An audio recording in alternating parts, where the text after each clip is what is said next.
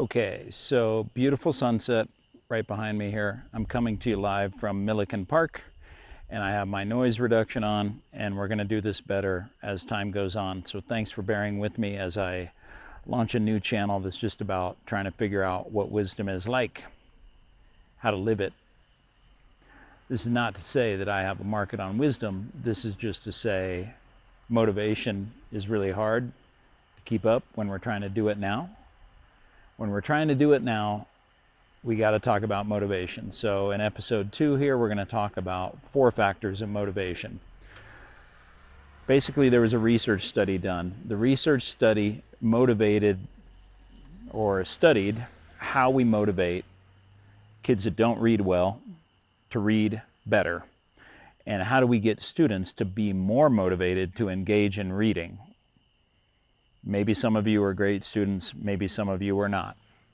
So if we work with these 4 factors, we're going to get more out of and more stamina and more hard work and ultimately more satisfaction out of reading, or apply this to any hard task. So I was fascinated when I read this research. I will link the research in my show notes.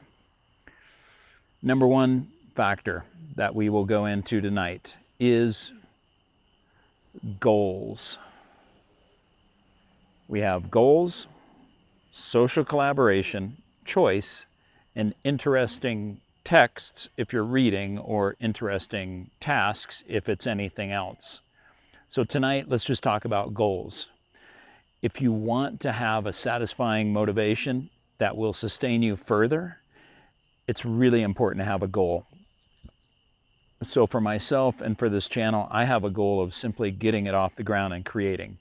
If I don't do that, I'm going to be very disappointed. And the disappointment much more outweighs the awkwardness, the worry about what will people think. I learned this before with the podcast. I took about 2 years off between the end of the podcast and this, and I had to learn the lesson all over again. It's so hard to get started. It's so hard to think about what will people think, how well received will my work be. I have to encourage you, please set goals. When you go to do something now and you're running into the stuckness, remember your goal, whatever it is. To finish the class, have a good marriage, to raise kids that are polite, to raise kids, let's say, that have a desire to love God. All of these things are very worthy goals. Sometimes we don't remember them. We just get stuck in a list of tasks and we become overwhelmed. So my very first encouragement for you is to remember your goal. Your goal is important, and it's coming from a deep place. It's coming from your values. So you have to think about your goals. If you're launching into tasks because you saw a good YouTube video, because your friend told you so, because that's the way we do things in this organization, let's say it's a culture of work or the culture of your church, that is not enough motivation for the hard tasks. The tasks are hard because they're requiring something of you that you do not have yet, or you don't have a habit of using. You don't realize it's in you. But as the channel is called You Are Enough, I want you to remember you are enough, and you do have enough. And you do enough things every day. The question is, are you being mindful about what you are, who you are, what you have, and what you do? Are you mindful of your feelings? These things get in the way of your goals. These things truly interrupt your good intentions. So today, I just want to ask you to focus on one of the 4 big motivation in Guthrie and Hominick's research about motivation to read and consider the application in your life.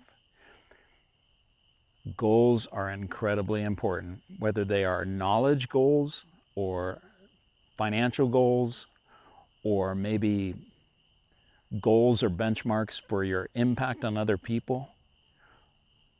if we forget the goals, if we never reread our goals, maybe as part of a morning routine, if we don't go to a positive place when we hit interruption and a lack of motivation by returning to our goals, if we don't do that, we're going to build up defeat, and that's just no fun for anybody. Please reread your goals or write down some goals. Don't let any imposter syndrome or any past failure get in the way. My challenge is write down some goals or remember your goals for the things that you know you need to do. I think that's enough for today.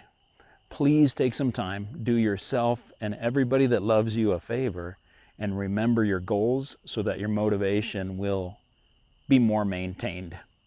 We'll come back tomorrow. We'll talk a little more about another one of the 4 motivators to hit your goals. Feel free to check out the research in the link. Please do all the things, the siren, the bell, the subscribe, the thumb up, like. Please do that so that other people can share in the wisdom. They can comment, and maybe you all can learn from one another as I learn from you. Thank you so much for tuning in.